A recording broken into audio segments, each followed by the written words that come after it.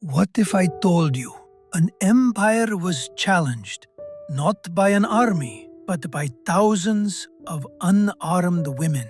No swords, no guns, just courage. This is the story of Nupi Lan, the women's war of Manipur. In the early 20th century, the British Empire controlled vast parts of India, powerful, ruthless, unquestioned. But in the small region of Manipur, something extraordinary was about to unfold. Because here, the strongest resistance came from women. The first Nupi Lan. The year was 1904. The British administration in Manipur issued a harsh order. They demanded forced labor.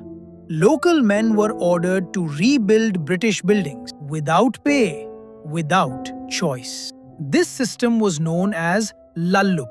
Men were taken away from their homes. Families were left helpless. Daily life began to collapse. But the women of Manipur refused to accept this. They gathered, not dozens, not hundreds, but thousands. Mothers who had lost support, wives who saw their families suffering, daughters who refused to stay silent.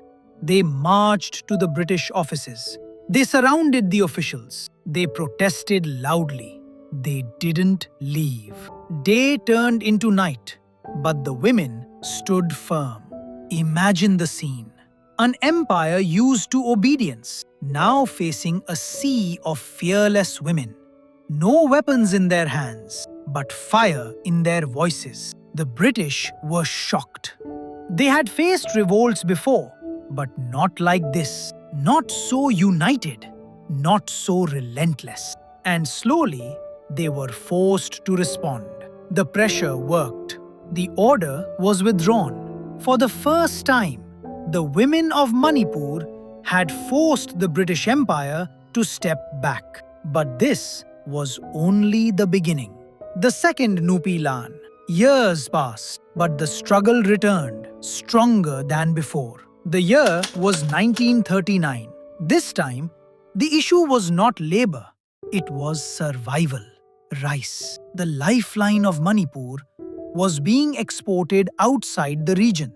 Large quantities were sent away under policies supported by the British. Meanwhile, local people faced shortages. Food became scarce. Prices rose rapidly. Hunger spread across Manipur. And once again, it was the women who rose first. Thousands of Manipuri women came out into the streets. They gathered in markets. They organized. They resisted.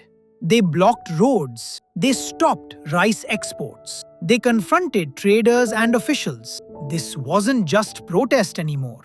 This was a full-scale movement.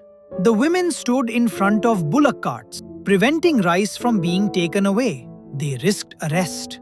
They risked violence. But they did not step back. The situation grew intense. British authorities tried to control the protests, but the movement was too strong, too widespread, too determined. Because this fight was not about politics. It was about food. It was about survival. It was about protecting their people. And when a movement is driven by survival, it becomes unstoppable. Eventually, the pressure forced action. Policies were reconsidered. Exports were restricted. The voices of the women could no longer be ignored. Two movements, two moments in history, both led not by kings, not by armies, but by women. Nupi Lan was not just a protest, it was a symbol of unity, of courage, of resistance. These women didn't carry weapons, yet they stood against one of the most powerful empires in the world. And they proved something unforgettable. Power doesn't always come from strength. Sometimes it comes from standing together. When the women of Manipur rose, Even an empire had to listen.